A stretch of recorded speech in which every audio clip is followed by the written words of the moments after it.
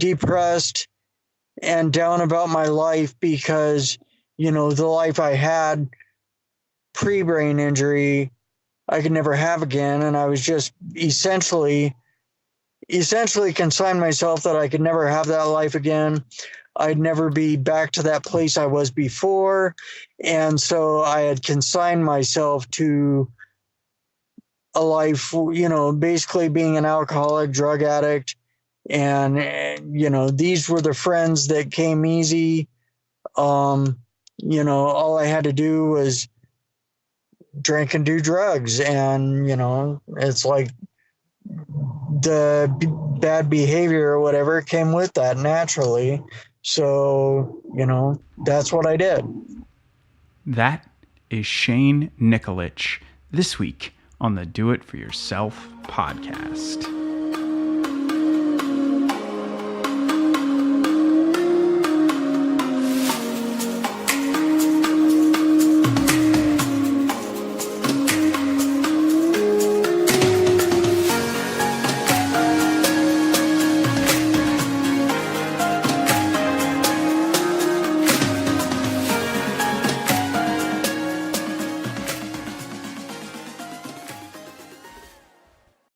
Hey everybody, how's it going?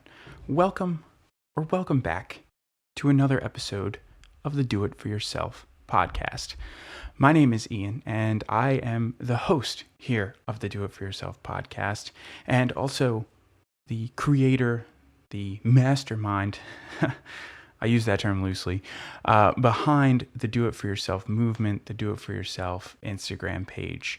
And my goal each week is to sit down with an individual who is doing it for themselves. And if this is your first time here, to be doing it for yourself means that you are doing something that you have always wanted to do.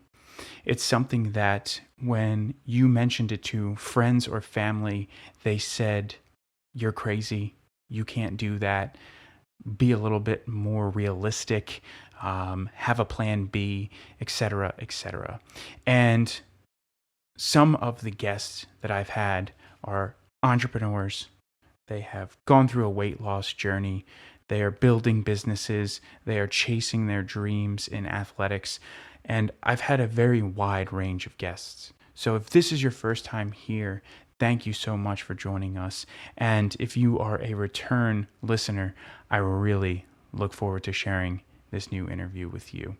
My guest this week is Shane Nicolich. And Shane is currently on a 368-day running streak at the time of this recording. And Shane is someone who is living with MS, running with MS, and has completely changed his mindset and his outlook on life.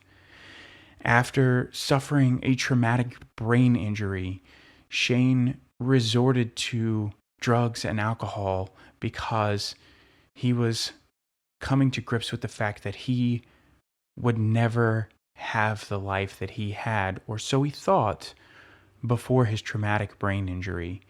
And as Shane was going down this path, he realized that it was not a path that he wanted to go down. And so he started to transition, and he got into cycling first, and then made his transition into running.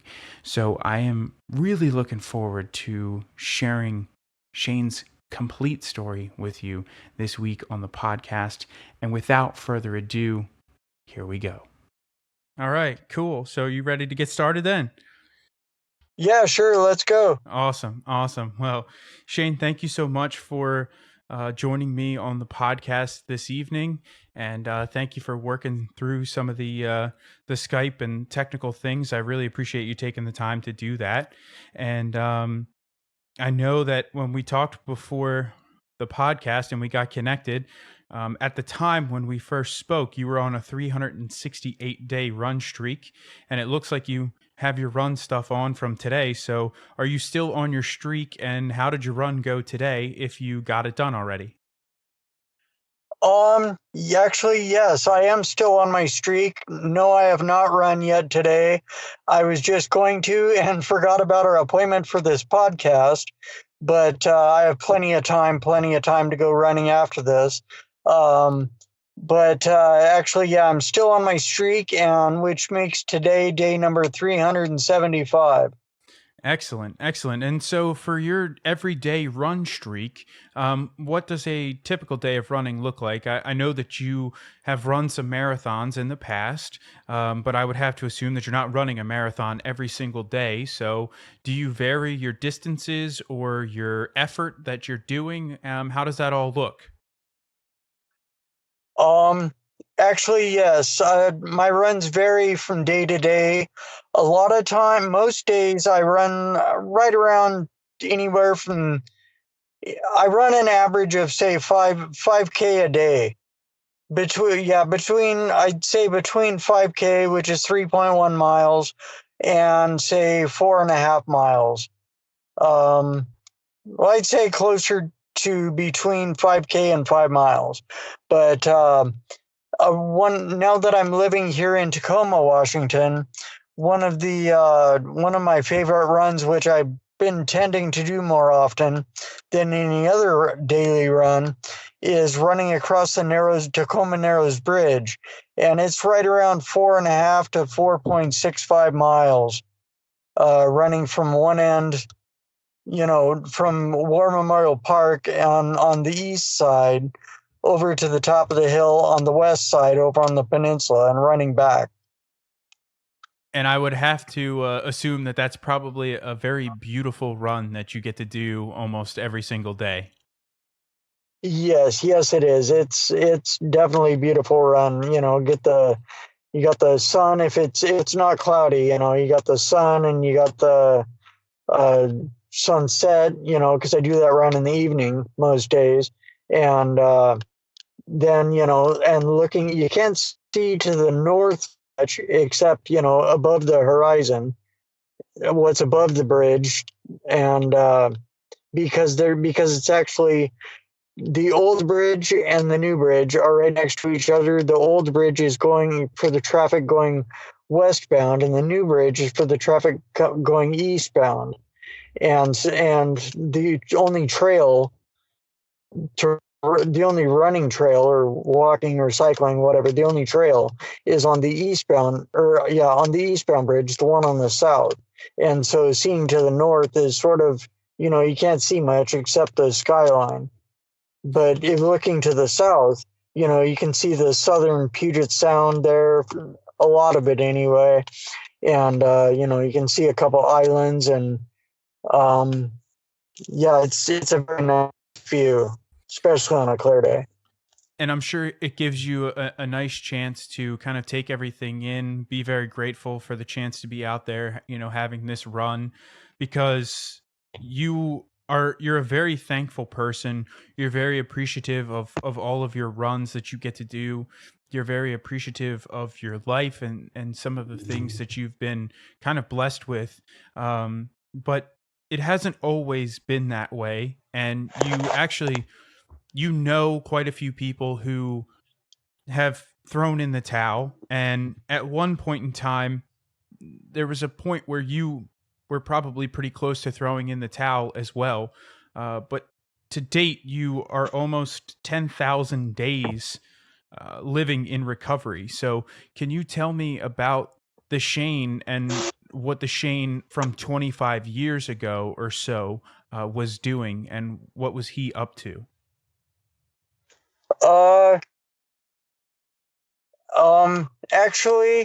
Uh, actually, I've been in recovery since January 24th, 1992. Was the last time I drank and did drugs. Um, but yeah, so I just celebrated 27 years of being clean and sober on January 24th of this year. But yeah, it's like back in the day, back in the day before I got into recovery, I was of course, that long ago, I was in my teens and still still in high school. Um, but I had gotten to the point where and looking back, I see that I was looking back. I can see that I clearly see that I was depressive since my traumatic brain injury I had when I was 11 years old. And it's like I found the booze and drugs very soon after, as soon as I got back out in the community, started going back to school. um it's like, and I hooked right up, like I say in my book. It's like I just hooked right up with the wrong crowd. The kids your parents don't want you to hang around, I was hanging around them, and started doing what they were doing, drinking and doing drugs, smoking cigarettes and all that, and running away from home. Came with that game. And I basically was self-medicating with the alcohol and drugs, and to get through the depression and everything. Now, back in the 90s, to be honest, I don't particularly remember, but I don't think that there was too many prescription opioids that were around at that time. Did your addiction stem from any of the medications that you were on for your traumatic brain injury, or was this something that you were self-medicating with that was not necessarily prescription, but it was other illicit drugs? Yeah, it wasn't any prescription drugs I was on, that's for sure, because the only prescription drug I recall taking for anything regarding my brain injury, or after my brain injury anyway, was what was that? Dilantin. And that was for my seizures. They said I was prone to seizures.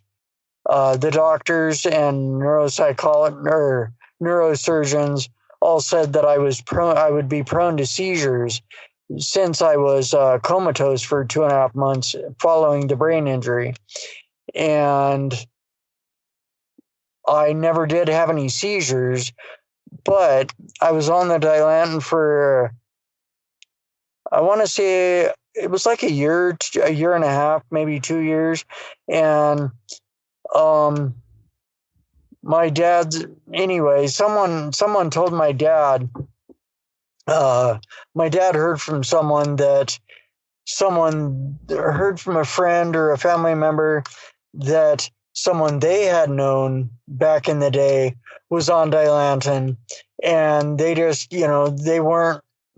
I don't know what happened there, but they apparently it didn't do them any good, and they were just totally screwed up. Now, I'm not sure if that was due to the Dilantin or something else, but they it was blamed on the Dilantin. So they told my dad, just get him off that Dilantin. So that's what my parents did, was get me off the Dilantin immediately, so that I didn't have any side effects like this other person supposedly did.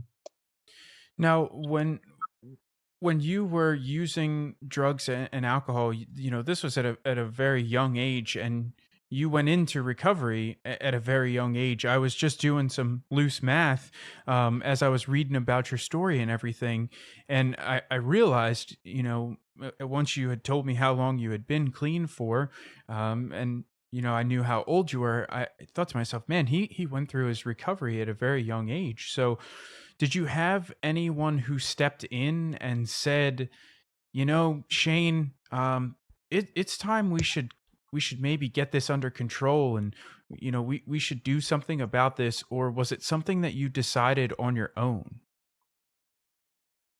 Um. Well, it's like initially. Okay.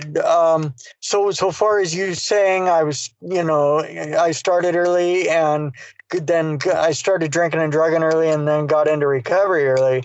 That's very true. I started drinking and doing drugs when I was 12, and it just progressed very rapidly. And I got clean and sober when I was 16 and a half.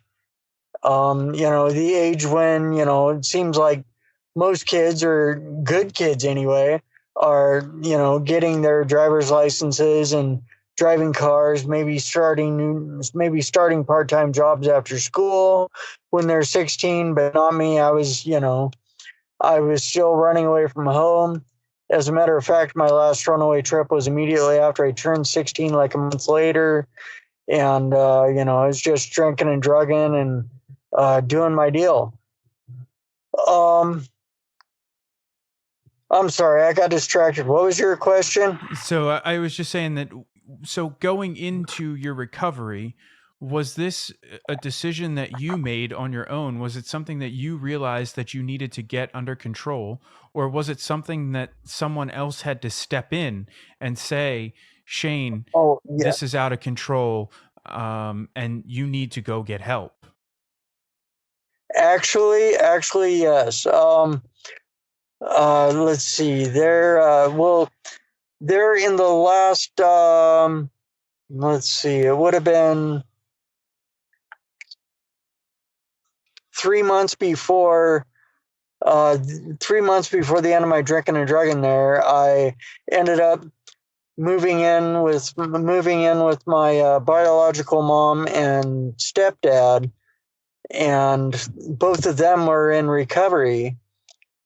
And let's see, my mom celebrated. She got her 10-year coin at the same meeting I got my 1-year coin, so she would have had almost 9 years, or right about almost exactly 9 years clean or 9 years sober when I got sober. And it's like my stepdad, he had about the same amount of sobriety, and maybe a little more, but yeah, it's like so when it all came down to the end there, and I had hit my bottom, it's like I was locked up in a juvenile facility in Seattle, and my mom and stepdad came to see me, and they knew that I had talked to them on the phone before they came to visit me, and they knew I had been drinking and doing drugs, and so they brought a couple AA Grapevine magazines, and for me to read, and it was suggested that I read them, and sort of took that suggestion as hey, look, you better do this, and so it's like I knew about the 12-step program and all that, being that my mom was in the program, when I was a little kid. I remember, seeing her books and reading through them and everything. And, throughout the years, whenever I'd be at my mom's, so I was familiar with the 12-step program, and I was familiar with recovery. And so it's like, I sort of knew I belonged in recovery. I just, I don't know. I had sort of given up on myself, and to where the drinking and doing drugs, that was life anymore. And would you say that you gave up on yourself because of this traumatic brain injury and some of the things that you had suffered from after the fact? Did you feel like this wasn't going to get any better because of the depression and some of the things that you were going through? And so you just gave up, and you're like, well, the drinking and the drugs is the only thing that's helping me right now. So that's just what I'm going to stick to. I mean, there's no sense in trying anything else.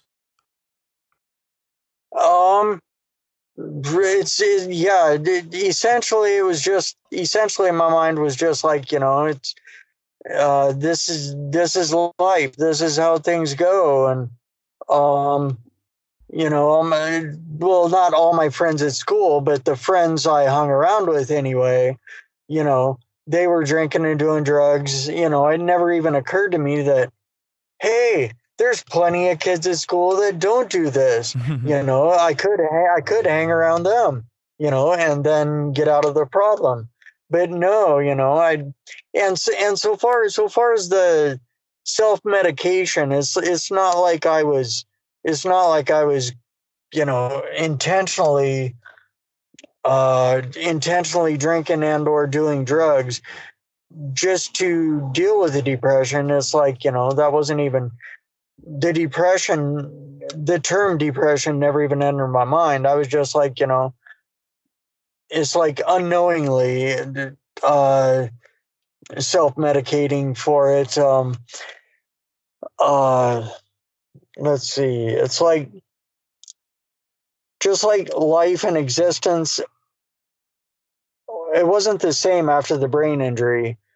I Okay, to back up a little bit, before the brain injury, when I was up until the brain injury, which happened when I was the summer I turned 11, up until then, I was essentially a boy genius. And it's like, before my brain injury, I had been in the gifted program. In kindergarten, they wanted to start me out in like first or second grade because I scored so high on the testing to get into school. And then, of course, my parents wanted to keep me with kids my own age. And then a few years later, they tested me again, and I was in the gifted program. So I was in the gifted program second through fifth grade, and then it was after fifth grade when I had the brain injury. And when I woke up from the coma, they put me in sixth grade, right where I should have been. The next year in seventh grade, I took first place in the Sumner School District Spelling Bee, yet I was still in social ed or special ed social studies, so therefore just coming back, but not quite.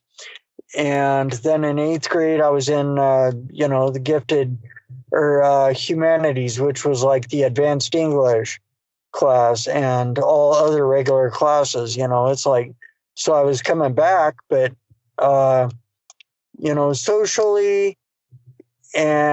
socially was not quite there, and of course the booze and the drugs didn't help me out any there. So, it's like I I was still I was still essentially depressed and down about my life because the life I had pre-brain injury I could never have again, and I was just essentially consigned myself that I could never have that life again.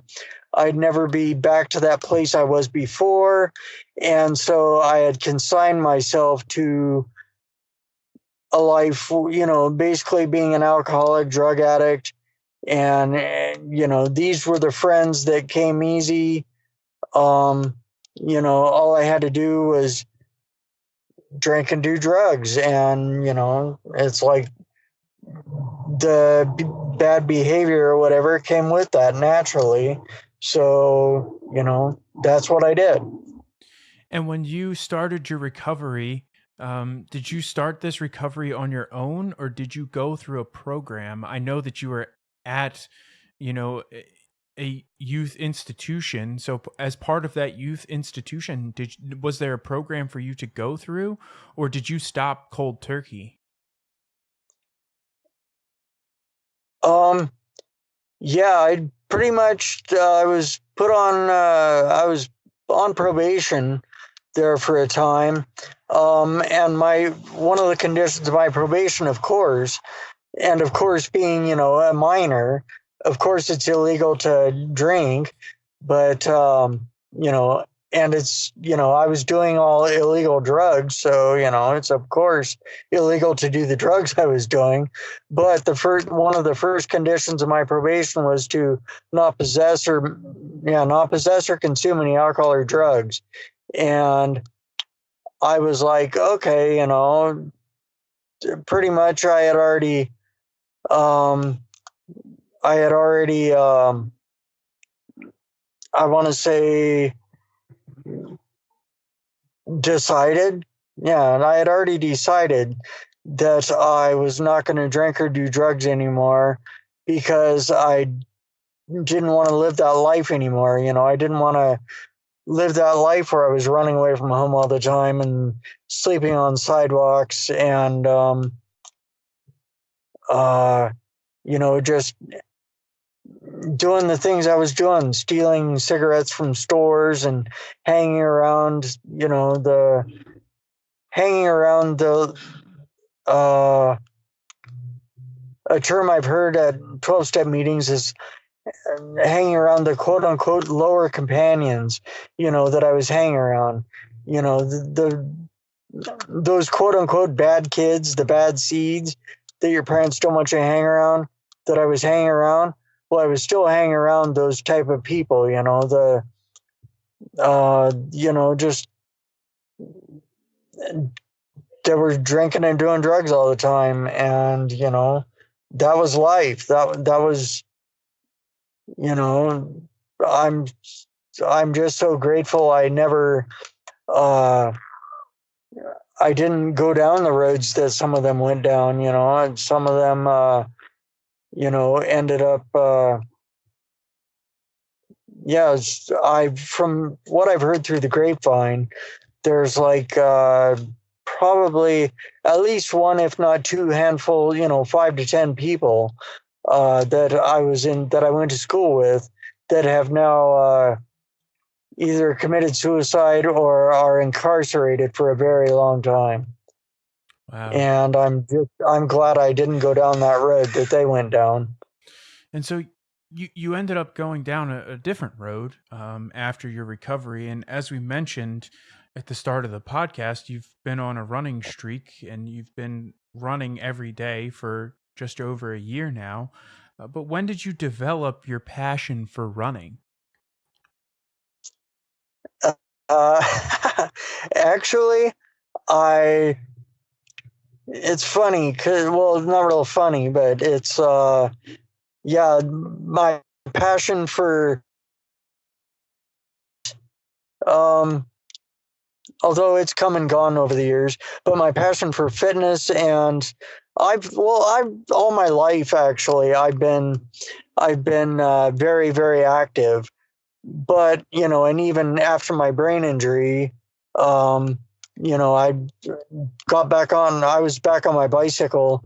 I was out of my wheelchair, and like a month after I was discharged from the hospital, which was like a month after I woke up from the coma, uh, when I was 11, and I was back on my bike, like probably, I want to say a short time. It was like maybe 2 or 3 months after I was back walking, I was back on my bike, and it's, it was before my physical therapist even said so, I even was said gonna I could. say, yeah. I was gonna say, Yeah.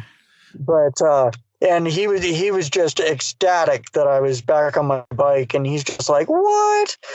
And pretty much after that, I was discharged from physical therapy. You're back on your bike, you're good to go, man. See you later. But yeah, anyway, and which I did. Oh, here's a little side note. I did ride the Seattle to Portland bike ride, which is, shoot, what is it? It's like right around, I think it's 200 miles altogether. But I did that ride in 2002, and my dad, I had said something about the Seattle to Portland ride and wanted to do it, and my dad's, he's like, well, you're gonna need a new bike if you want to do it. And here a month or two later, he calls me down to his place. I go to his place, and here sitting in his living room is this brand new Fuji Nevada 21 speed Fuji Nevada mountain bike with all the accessories I'd need to ride down there to Portland, and also my paid registration for the Seattle to Portland bike ride. Okay, so after I ended up in Portland at the end of the ride, with on my odometer on my bicycle was 1,498.1 miles on my bike that year. And that was just in like 3 or 4 short months, between the training and the ride itself. I crossed the finish line almost at the exact time, 26 years later, after I fell from the tree and hit the ground. Wow, that's amazing. And suffered the brain injury. That's so cool. Yeah, it's trippy. I never even crossed. I knew I'd be crossing the finish line on July 14th, which I fell out of the tree and suffered the traumatic brain injury July 14th, 1986. And this is I crossed the finish line in Seattle to Portland bike ride, July 14th, 2002. But actually, yeah, and I hadn't been on my bike for actually, I haven't been on my bike hardly since I don't think I've been on my bike at all since I got my driver's license. Finally, a few months after the Seattle to Portland bike ride, a friend of mine offered me a car, for free, and 86 Mercury Topaz. And I'm like, okay, I don't know. I've never, I still didn't have my license because, and here I was, 27 years old, still didn't have my driver's license because I still had in my head that I didn't trust my eye-hand coordination after my traumatic brain injury. Well, I brought that. My dad asked me, well, okay, so your friend gave you this car. How come you don't have your license yet? Well, because and I told him I didn't trust my coordination because of the brain injury. And my dad said, Shane, you just rode your freaking bicycle from Seattle to Portland. I think you have better eye-hand coordination than most of the population of the world. And, I don't know if that's true, most of the population of the world. But anyway, it's like, you know what? He's got a point. And so I'm like, okay, this is a no-brainer. I'm going to do it.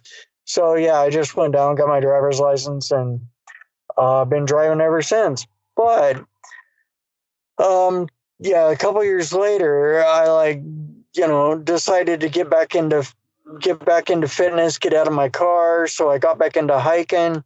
I hiked several mini peaks here in my local area here in Western Washington. One of my favorite hikes is hiking up to Camp Muir on Mount Rainier. And it's very, very good hike. It's, about 4 miles up there, I don't know, 4,000 or 5,000 feet. I forget exactly, but somewhere in there. And I got back into hiking that year. Actually, I got back into biking one year and did bike MS, which is 169 miles over 2 days. And raising money. It's Bike MS, raising money for the National MS Society, and I figured what a better way to get back into biking, since I had multiple sclerosis, I figured I may as well get back into it and raise money for the National MS Society. And so I did that and got back into hiking the next year. And then the next year, 2016, I ended up finding running and just fell in love with it. I saw a promo come across my Facebook timeline for the Sound to Narrows 12K, which is a run here in Tacoma, Washington. And it's an awesome run. As a matter of fact, this year's run is going to happen on Saturday. But due to finances, I decided not to register this year, but I am going to go and cheer my friends on that are running it. And okay, but back up. Anyway, I'm like, okay, well, Sound and Narrows 12K, I've never run in my life. But 12K, I looked it up on Google. I figured out 7.5 miles. I'm like, okay, 7.51 miles. When I go hiking, I like to hike up to Camp Muir. When I go biking, I go on 100-mile-a-day bike rides. I may as well start running, and I can do this. And so the next morning, I happen to wake up early, like every morning, and think, okay, I got like 2 or 3 hours till we have to be anywhere. I'm gonna go running. And my first training run, was actually 6 miles nonstop. That's awesome. And yeah, and I will just say that my legs were on fire. I had no idea that I'd be running 6 miles nonstop, and I probably shouldn't have. I should have taken a few breaks in there, but I did it, and over the next couple days, I had gone to Fleet Feet. Well, the next day I went to Fleet Feet, local running store, and found there in Bonnie Lake, Washington, and talked to the girl that worked there, and found I could get these compression sleeves, put them on my calves, and that would help with the muscle cramping, the spasticity. Mm-hmm. And so the next day I got a pair of those and started running with the running group, and the rest is history. I've just been pretty much nonstop since then, although I didn't start running every day until about a year ago. And so I think what a lot of people experience who have gone from addiction to then getting into this endurance sports world is there's some kind of connection there. And whether it's riding your bike for a long time or going for a long run, even if it's just maybe not even for a long time, maybe you're just going for a short ride or a short run, there's some sort of connection there. There's a connection between the feeling that you used to get from the drugs or alcohol and the feeling that you now get from this endurance boost. It must be that feeling of euphoria. I can't personally relate to it because I did not have a story of living in recovery, but I do have a story of endurance, and I do know what it feels like after you're done, a good bike ride or a good run. So would you say that you also felt that similarity and that euphoria when you were going for a run, and that's what keeps you running every single day? It's well, scientifically, they say endorphins. It's like running exercise helps your body, or makes your body release endorphins, and those are what those get into your system, into your brain or whatever, and those endorphins are what gives you, supposedly from what they say, that's what gives you the feeling of, say, the runner's high that they talk about. Mm-hmm. That's where you get that, is from the endorphins. And it's like, since I started running, from the time I initially just started running, like I've been telling people, the easiest way I can explain it to someone is that, if you're familiar with the Eastern medicine, say traditional Chinese medicine, and the philosophy of qi, Kwai Chang Caine, character on Kung Fu, The Legend Continues, and the movie Kung Fu, the original. He was always talking about qi, and it's like, the easiest way I can explain it is that since I started running, even with my multiple sclerosis now, it's like my qi is at an optimal level so long as I'm running on a regular basis. And qi is translated to English as vital life force energy. And it's like, I can't explain it any better way than that. It's like, just, it gets my blood flowing. It gets, that essentially, basically that vital life force energy. It gets that force inside me churning and it just lets me know, that I'm alive. And since I've started running, it's like my mobility and spasticity have improved so much. That, well, not necessarily mobility, since I was totally mobile before, but spasticity. I had a little bit of spasticity in my legs, and I was actually my MS specialist, or at my MS specialist's office. They had me on I was on a trial drug for spasticity. And actually, no, come to think of it, I was on a prescribed drug for that one time. And at any rate, I'm no longer on those medications because my spasticity is in my legs is pretty much gone, or it is gone. Has improved so much, it's like basically not even there. What year were you diagnosed with MS? I was I was diagnosed February 7th of 2007. I and which I first exhibited the signs or symptoms of MS after I was in a really bad car accident on July 1st, 2006. And apparently, well, obviously to me anyway, that car accident, the physical trauma of that car accident triggered the just being nothing really happened to me in the car accident other than being jarred forward really fast, really hard into my the airbag on my steering wheel, which I did hit my head on the airbag, but go figure, it's an airbag. It wasn't really hit, it just sort of bounced off. But still, uh that trauma was physical trauma.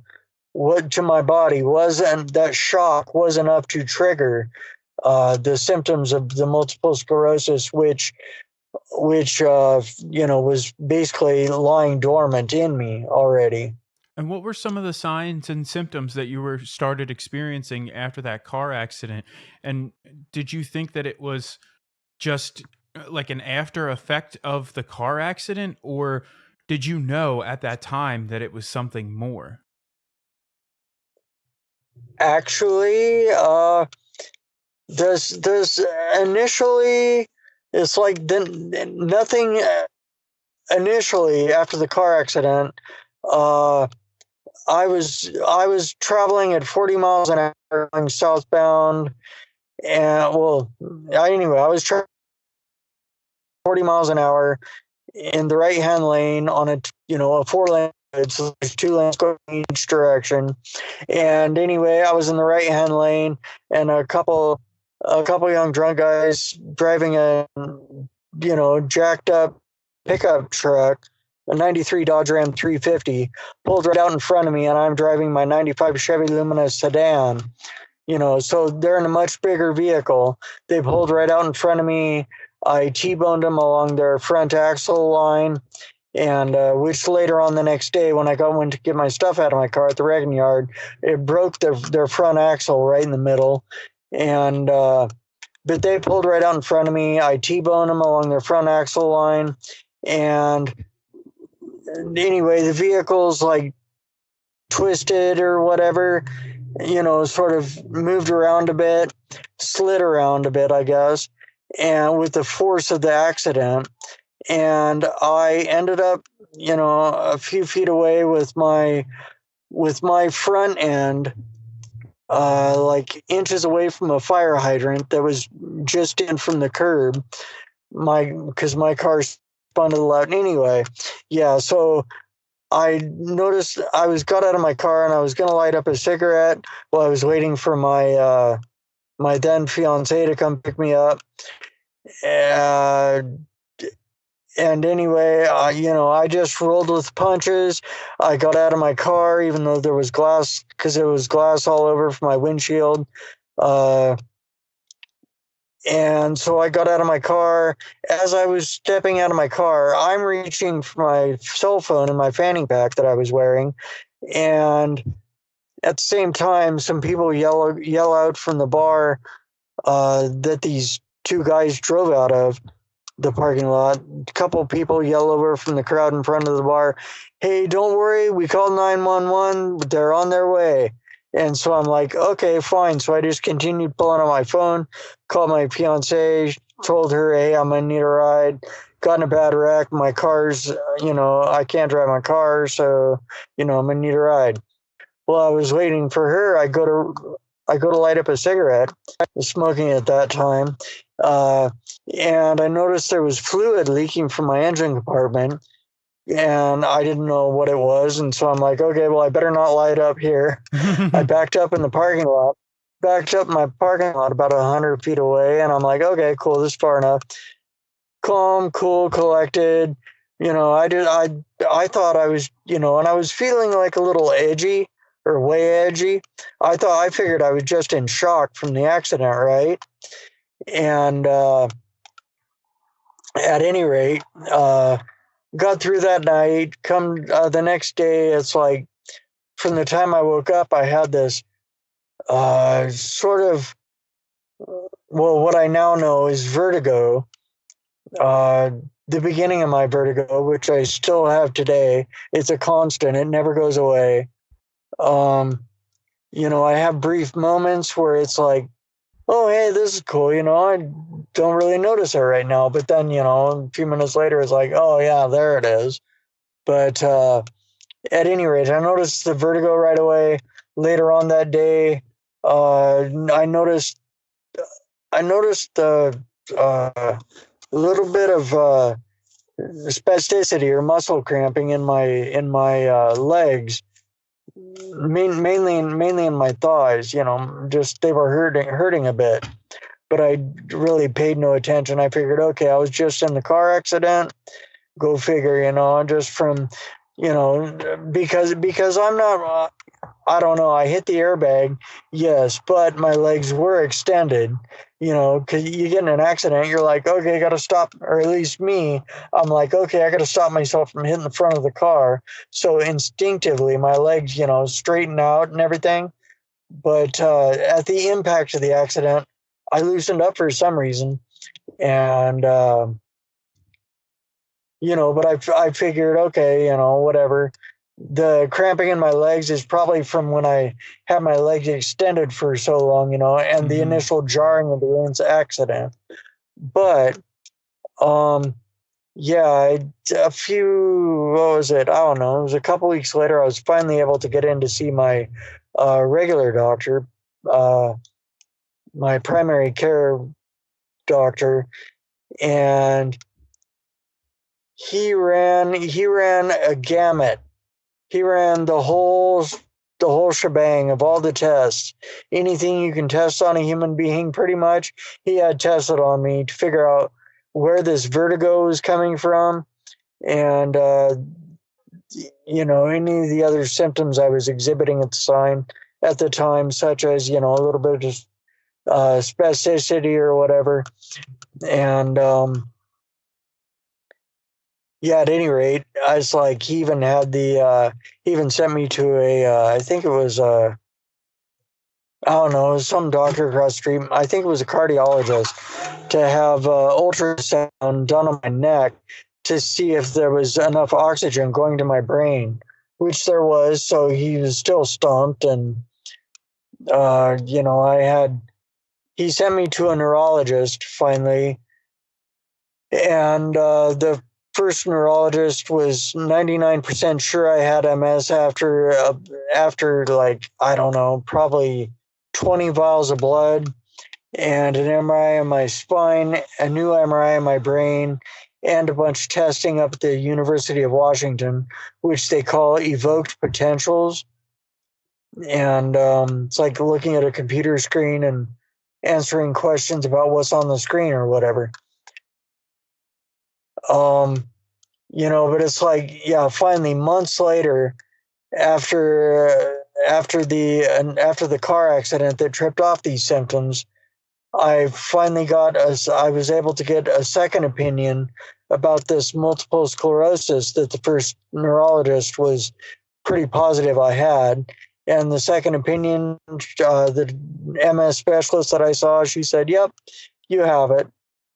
And was this a relief at this point? I mean, was it a relief to, I know that it's not a relief to be diagnosed with MS, but was it a relief to have a diagnosis and know what in fact was going on? Actually, yes, it was a relief to know what was going on for sure. And I actually had come to peace with the fact that if it did come down to multiple sclerosis, I would love the fact that at least I had a diagnosis of what was going on, of what was happening to my body. And so therefore I was at peace if I did have it, because doing all my research on MS, there was 3-month period between the first neurologist saying, "I'm pretty sure you got it," or, "I'm positive you got it, but I want you to get a second opinion." There was 3 months between that and the time I did get, 100% diagnosis of multiple sclerosis. During those 3 months, I soaked up all the information I could about the disease. I talked to everyone I knew that had the disease, a few people anyway, and I looked up online. Just found all the information I could about it. I read two of Montel Williams, two of his books, one of which was his autobiography called Climbing Higher, in which he even talks about, since he was saying at that time anyway, that even having multiple sclerosis, the freest he feels or felt at that time anyway was being on his snowboard coming down the side of the mountain. I think it was up in Vermont he was talking about. And, just living life, still living life, even with the disease, and being highly active like that. And he gave me hope that if I did have multiple sclerosis, that I would still be living life.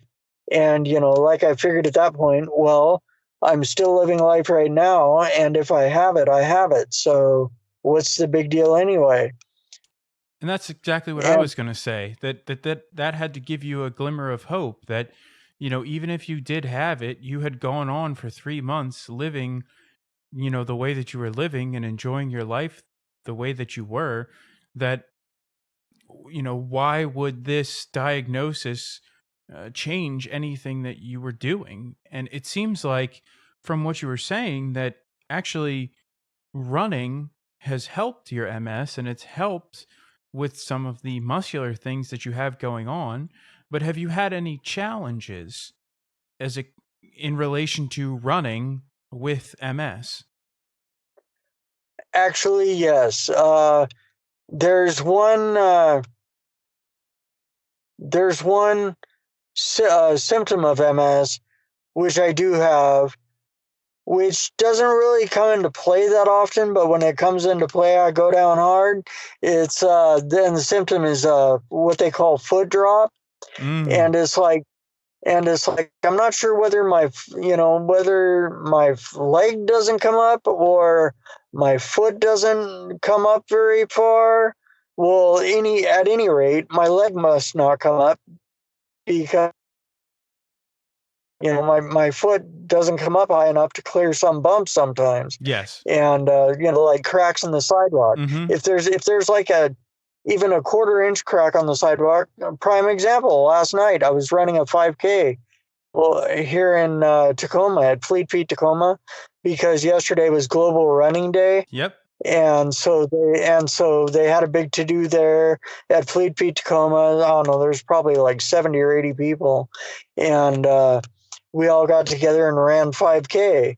And coming up the last hill back to the store there, back to Fleet Feet, coming up that last hill, I was running out on the side of the street, and I was doing fine. And I decided to hop up on the sidewalk. And about a block or two after I was running on the sidewalk, I hit one of the cracks in the sidewalk. I now know I should have stayed out in the street. But at any rate, I hit that crack and went down. And I know because I knew immediately what had tripped me was the crack in the sidewalk, and the crack, there wasn't even that much of a lip on it, and so it's like, obviously my foot just sort of drug across the ground and hit it. Mm-hmm. And it's like, so there you go, the foot drop. And I probably tripped and fallen, I'll just estimate, probably easily 50 times. Probably at least 40, if not at least 50 times since I started running. On April 30th, 2016 was my first day running.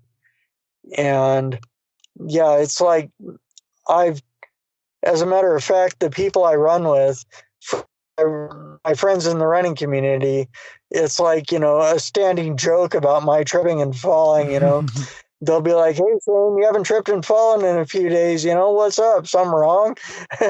Just joking around about it. And it's Yeah. like, I'm perfectly, because I understand. And, from their point of view, it is sort of humorous. And it's even humorous to me, even though, my elbow and my knees, actually my right knee is scarred from it, but it's sort of like, just one of those things in life. It's like, you gotta, find a way to move past it. You gotta find something humorous, find a way to laugh about it and move on. So It's like, I just hit the ground and it's like, well, gotta finish the run, so here we go. Yeah. One of your big inspirations to continue to start sharing your story, really, and continue sharing your story, has been Gary Vaynerchuk, and you discovered Gary Vaynerchuk's content online a few years back, and you actually took a trip. You drove 120 miles to see him speak, and while you were there seeing him speak, you went out of your comfort zone and took a chance and asked him a question. And at the end of the exchange, Gary actually invited you out to his office to sit with his team so that they could talk with you about your book and releasing your book. So, what was that exchange like, and what was it like to go out to New York City and meet Gary's team? I'm not sure if he was there when you were out there, but can you tell me a little bit about that experience? Actually, yeah. And uh, the whole thing was purely phenomenal. I started following Gary V. I want to say right around a year before that. So I probably started following Gary V very late 2016 or early, somewhere around there, late 2016, early 2017. I stumbled across one of his videos when I was on YouTube, and I fell in love with this guy. The way he talked. His motivation, inspiration. I love the way he put stuff. I love the way he, just tells it straight. Tells what the problem is. Okay, this is the problem. Well, obviously, if that's the problem, this would be the solution. And just cut and dry. And I love that about him. So anyway, I went on this phenomenal road trip in this August of 2017. Took a month off work, and I just drove around the country. Actually, drove around the West anyway. Started here in Washington, Oregon, California, Arizona, New Mexico, Texas, and then just headed north to North Dakota. Saw my cousin there, and drove home to Washington from North Dakota. And visiting family and friends, family and Facebook friends all along the way, and staying at their homes. I did stay at motels and hotels a bit, but at any rate, when I initially had started planning this road trip, I thought, well, okay, since I'm going to be driving all the way around the US and I'm going to be in New York City, Gary V's office is in New York City, so I want to stop and see Gary Vaynerchuk if he's in town. Well, I looked on his schedule on his website and saw that he was going to be out of town during the time that I'd be around in New York City. So I figured, okay, well, I just Googled his name and found out he was going to be speaking in Portland, Oregon on, let's see, what date was that? That would have been Monday, September 25th, 2017. And at any rate, so I Googled him, found out it was he was going to be speaking at Dutch Brothers Annual Leadership Conference.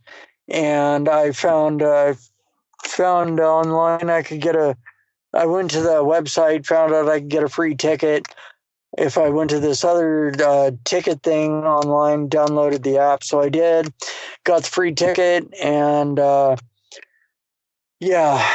went down there, and I was like the first person there. Anyway, I was the first person there. Ended up talking with the Dutch Brothers employees that were setting up and all that, and made a few cool friends through there that I'm still in contact with on social media. And that was a phenomenal day. Sat through all the speakers that they had. It just turned out to be a lot more than Gary V that was there. And Gary V was like the last speaker. And I had just run a half marathon the day before that. And the day before that, I ran the Warrior Dash in Bonnie Lake, Washington. And I did a faceplant finish 20 feet before the finish line of the half marathon the day before I met Gary. So at any rate, I'm tired. I'm sitting in the front row on these hard benches all day and waiting for Gary V to speak. He gets up there, and after his keynote speech, anyway, at the end of his speech, he's like, okay, Q&A. This is the part I love, Q&A. So here we go. Let's do this. And they had 4 mics in the stands, on either end. And it's like, I'm like, okay, I'm hurting. I don't really feel like getting up in line because there's like mass people. It dwindled down a ways, and after about an hour and a half or whatever. So I'm like, okay, I might as well get up there. So I got up on line, I waited for a while, and I'm like up, down, stretching, because my legs are hurting so bad.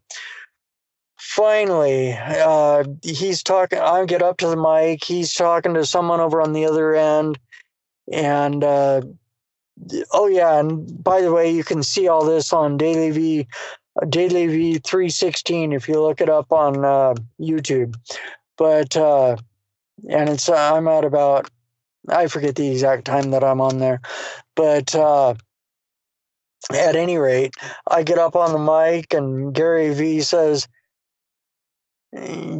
like, "Hey, what's up?" And I'm like, it's a little background. Everyone that gets up on the mic so far, and everyone else at the conference works for Dutch Brothers.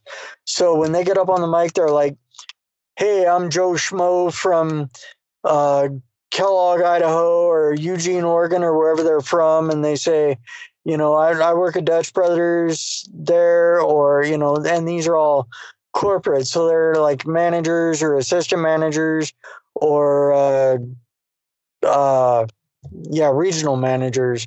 And so they'll introduce themselves as, "Hey, I'm Joe Schmo from Dutch Brothers, Idaho, or Dutch Brothers, Eugene, Oregon." Well, I get up on the mic and I'm like, "Hey, what's up, Gary V? My name's Shane, and I don't even work for Dutch Brothers, bro." And anyway, it's like, just real calm, cool, collected, nice and easy, "Hey, what's up? I don't even work for Dutch Brothers." But, and the conversation, it was just like, we were friends or something, and just in general, he's like, "Hey, He's like, well, you don't work for Dutch Brothers. How'd you get in here? Did you break the fuck in? And I'm like, no, no, no. I Googled you out, found you online, and found out you were going to be speaking down here. So I rolled down from Sumner, Washington, just to hear you speak. And he's like, whoa, I'm flattered. And somewhere right in there, right after that, he pipes up and says in there, I think it would have been way cooler if you would have just broke the fuck in. Speaking and referring to my breaking into the conference.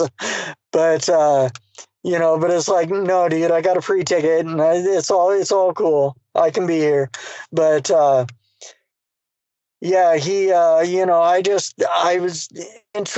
essentially I was introducing myself to him, letting him know about, hey, look, I've had a traumatic brain injury, and I now have multiple sclerosis. But I'm still moving forward. I don't let any of that really. I'm time dishwasher. I'd move up in the restaurant, but due to from my brain injury, multiple sclerosis, I don't trust myself moving up in the company, because moving up would mean I'd have to work with a very sharp knife under high speed and pressure, and I don't really feel like losing any fingers. And of course, Gary Vee, looking for the positive, looking for the way, to move out, move up, whatever. He's like, but, and this is referring to my potentially fingers. He's like, but if you did, that just might create a viral moment, which could be ROI positive. ROI return on investment. Yep. And, so that mass positivity could come of that, I could bring awareness to the fact that, hey, be careful when working with knives or whatever. And, it's like, yeah, it's just like our little conversation there, mic to mic anyway. Him on stage, me in the audience, was just phenomenal. And I went on to tell him that, but I'm moving forward. I run marathons all the time. When I said that about marathons, he started clapping a little louder, and pretty soon, though, I got pretty much a standing ovation from the entire audience, which was like over 1,000 people at that conference that day, which was just, wow, man, is this really happening? But, I went on to tell him, that I had written and published a book, and I self-published through Balboa Press, and told him about my book. Hasn't really done well so far, and I was still, to this day, I forget the exact question I was going to ask him. But, when I was going to get up on the mic during Q&A, I was going to ask him a question, but I have no idea what that question was, because of the blur of, just the whirlwind of events from that point on. Yeah, it was almost surreal. Like you're getting a chance to meet him, Like you've been following him. You've been following him for so long. You've been watching all of his content. Now you're standing there right in front of him. You got a mic in front of your face, and it's like you almost get frozen. Yeah, well, especially since I know how Gary Vee works, and I know that all of his, I know that a lot of his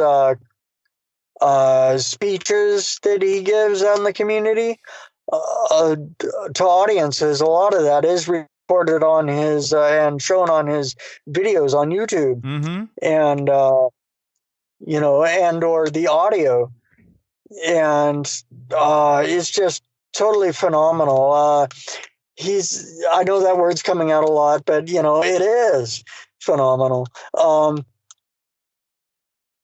And I'll get to that in a bit. But he asked me about, I start telling him about my book, hasn't done well so far, and he says, okay. So, and being a social media guru like he is, he's like, okay, well, have you been putting content online on a daily basis? And I'm like, well, yeah, Facebook, I blow that shit up, bro. And I forget if that was my exact words, but essentially. And he's like, okay, well, what about Instagram? And I'm like, well, I just downloaded that, haven't gone full force into it. And he's like, okay, how about YouTube? Well, same thing, haven't gone full force into it, although I have started. And he's like, okay, and he was, and at that moment, I knew something was going to happen, but I wasn't sure what, right? And he's just like, well, let's see. Tell you what, let me see. What's your name? And he points, and he couldn't quite read my name tag, even though there was a spotlight shining on me. He couldn't quite read my name tag, and I'm like, Shane. He started out, and I'm like, yeah, Shane. And he's like, okay, Shane. Tell you what, rather than me giving you one tidbit right here and now, I'm gonna fly you to New York City, and where you're gonna spend the day with me and my team at VaynerMedia, and we'll show you how to do it. And I just, got the whole crowd stood up and cheered and clapped and woo, cheered. And that was anyway. As soon as they quieted down, he gives me his email. Maybe it was before they started cheering real loud. But anyway, he gives me his email, and I just put it in my memory. I didn't even take note of it, but. Anyway, he gives me his email and over the mic there, and he says, yeah, send me an email and we'll get in touch. And so anyway, yeah, we did, and he flew me out to his office, or flew me out to New York on the 19th of November. And the next day I stayed at the Cambria Hotel and Suites in downtown Manhattan. And the whole trip was on him, the airfare and the hotel. And it's like, wow, is this freaking happening to me? After everything I've been through, I know I am trying, and putting out into the universe my energy, but it's just, I wasn't expecting to get all this back, definitely. Mm-hmm. And and he was just, he's just doing it from out of the kindness of his heart, and it's like, wow, this guy's just freaking amazing. And anyway, yeah, flew me out there, and I stayed the night in the hotel in Manhattan, and I went to their office. Their office turned out to be, oh yeah, and I got picked up by anyway, I got picked up by a town car at the airport, and they took me to the hotel. The next morning, I walked to their office, which was only 10 blocks away, and they're at Hudson Yards. And oh man, it was just amazing. I spent the day there at the office, and hanging out. Most of the day, I was working on my social media and talking with, getting tips from his social media or his Instagram interns. I forget their names right off the top of my head, but he had 2 Instagram interns working there. And so I, hung out with them a bit, getting tips to build up my Instagram. I got to chit chat a bit with D-Rock, his videographer Mm-hmm. guy. And while he was busy working on some video for Gary, and I got to chit chat with him a bit. I got to meet, Gary V's team, and all except Iris. And actually, it just happened to work out to where Iris was called out sick or something. She wasn't working that day. So her desk in the middle of Gary V's team, her desk was empty for the day. So I got to sit in the middle of Gary V's team. That's pretty. How's that? Yeah, that's pretty awesome, man. That's pretty awesome. Yeah. And so you picked up a bunch of tips from them, and you're working on sharing your story. And, we've gotten a chance to share your story here on the podcast as well tonight. And, it's been absolutely fantastic, and you definitely deserve that trip out there. And Yeah. you've overcome so much, and you're still out Yeah. there running, you're still out there doing your thing. So my hat goes off to you, and it's just been an absolute pleasure to have you on the podcast this evening. And I'm so glad that we got connected, and that we, were able to overcome a couple challenges with the technology piece, and just really get this conversation on the books. So I want to say Yeah. thank you so much, Shane, for taking the time to sit down with me. I know you're getting ready to go do your run, and I'm sure you have just a little bit of sunlight left to get your, 5K to 5 miles in. Yeah. So I wish you a happy and healthy run this evening. And I look forward to keeping up with you and following your journey. Can I add one more thing? Absolutely. Okay. The highlight of that day back at VaynerMedia was the I want to say 20, possibly 25-minute appointment I had with just Gary Vee in his little office. So yeah, I did get a one-on-one appointment with Gary Vee. That is worth probably, you can't even put a price tag on that experience. Yeah, exactly. And I'm so happy for you that you got that experience. That's just absolutely amazing. That is truly a once in a lifetime experience. And like I said, I'm just so happy for you that you got to experience that. Yeah, it was just amazing, an amazing day. And yeah, actually, 6.5 minutes of our appointment can be seen on Daily V 346. Oh, okay. Awesome. So it's Daily V 316 is the one where you got to answer your question. And Daily V Yeah. 346, you are in the office. Yeah, Daily V 316 is Portland, and then Daily V 346 is my day in New York, or my appointment in New York with Gary Vee.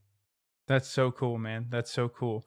Well, Shane, like I said, I just want to say again, one last time, thank you so much for joining me on the podcast this evening.